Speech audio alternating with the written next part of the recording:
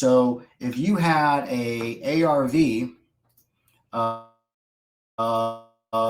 $100,000, we're going to multiply that by 70%. So 300 times 70% is 210. Okay. So we're going to do this. We're going to just put in front 210 is that number. All right. If your repairs for this property was 50,000, the max offer that you could buy this for would be 210 minus 50 equals, I know I could probably just do this in my head, but 160. 160 is the max you can offer for that property.